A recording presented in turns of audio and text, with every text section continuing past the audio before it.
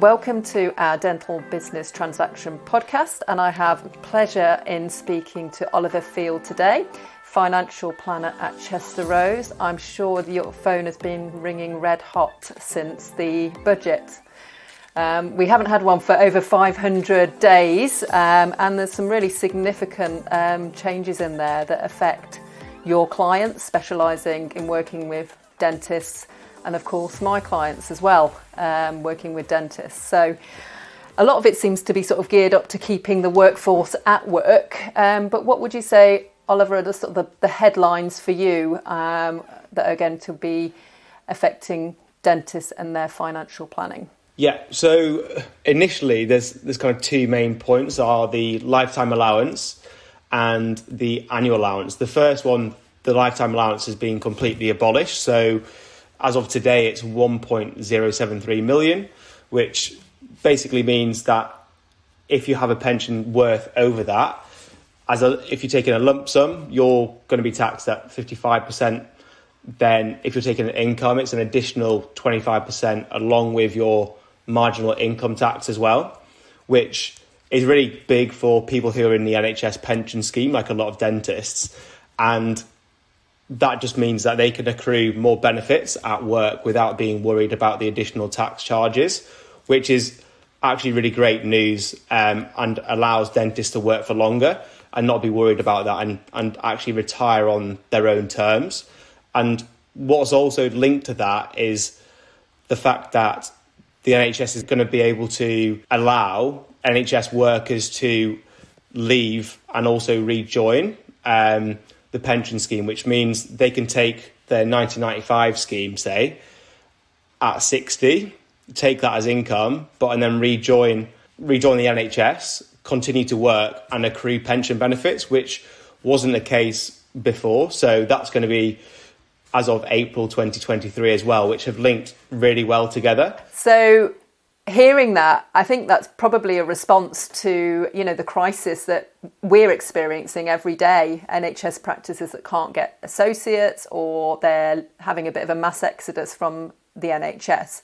So making it easier and more attractive to stay in the NHS, and then not, for longer, especially when you're coming up to retirement years, is probably in part a solution to that problem. So let's hope that helps and benefits dentists. And definitely, and incentivising them to stay rather than disincentivising them to stay, because ultimately they're getting taxed more for working longer, which is counterintuitive if you want people to work for longer, essentially. Yeah. People go to work quite a lot for the benefit, don't they? And I actually used to work in mental health and in the NHS. And as I was a sort of a young whippersnapper going around and doing community work, there were people which I used to look at enviously who were retiring at 55 on a full salary pension.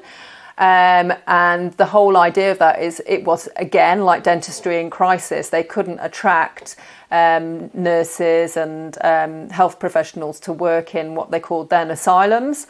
To make it more attractive, they made the pension and the retirement age so attractive. They had solved that problem and attracted people to the profession. Yeah, okay. So it sounds like that, but 2.0 really, to a degree. And the fact that you said at the start of this is 500 days since the last proper budget, that's really what they're trying to do, is they've kind of assessed the environment and said, actually, this is probably the best route forward, because the abolishment of the lifetime allowance definitely wasn't expected. An increase, yes, but not the abolishment. So obviously you've heard that Labour will be discussing that, but politics is politics, and if one party says yes, the other will say no. So it depends which side of the fence you're on, really.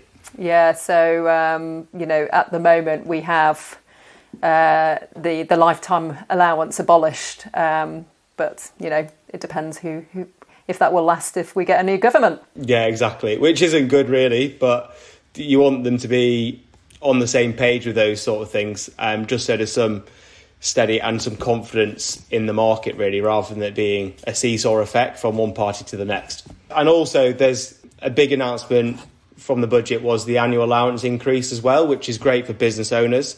And and people who are able to afford more money into their pension as well, which is linked to the lifetime allowance, which basically means that's the amount you can put into a pension and get full tax relief on, which is either 100% of your earnings or up to that maximum. And that's increasing from 40,000 to 60,000 as of the 6th of April 2023. And that just means that actually they can withdraw more money from their companies if they've got a company set up, completely tax-free, which is a really great way of getting money out of the company, which is great timing for the increase in corporation tax, which is, again, increasing to 25% from the 6th of April, depending on your profit as well, which is, again, good news for business owners. So with that increase in corporation tax that business owners are facing, what advice do you have for practice owners or dentists? So the first one is looking at the pension contributions that you're contributing at the moment, and whether there's scope to actually increase them to reduce your profits, because corporation tax is 25% for those who have a gross profit of over 250,000, but between 50 and 250, there's like an effective 26.5% tax, and anything less than 50, it's 19%. So what you want to try and do is get money out of the company as tax efficiently as possible, which the first port of call will be pension contributions, which can increase that now to 60,000 as of April. But others are things like putting insurances through your company as well, which is, again, offset against your profits, really.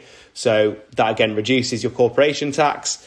Then also talking to your accountant is probably the most important part, and seeing what you can offset against the profits in your company. So what you may not think is that beneficial, but you want to try and reduce your profits as much as possible, so it reduces your corporation tax at the end of the year. And talking with your accountant, seeing what you can offset against your profits is extremely important, and being proactive on that part, ready for the year ahead, really. Looking at research and development, which there can be actually relief up to 230% of the cost of that development and research, but also other stuff like business expenses and also subscriptions and learning or training, really. You can offset those kind of costs, but talking to a specialist accountant is really important. Yeah. So it's having those conversations early, talking to your advisors. You guys, I'm sure there's plenty of people are speaking to over the past couple of days to see how they can maximise these benefits, and really sitting down with the accountant to get the most out of all of the offsets that are available, and make sense. Definitely. Yeah, that's definitely it. Exciting times for financial planners that are working with dentists. Yeah, definitely very busy anyway.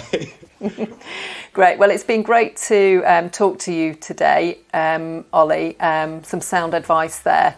Likewise, Abby. I'm sure you'll be busy in the next few weeks reviewing plans with your dental clients. Thank you so much. Thank you very much, Abby. Thank you.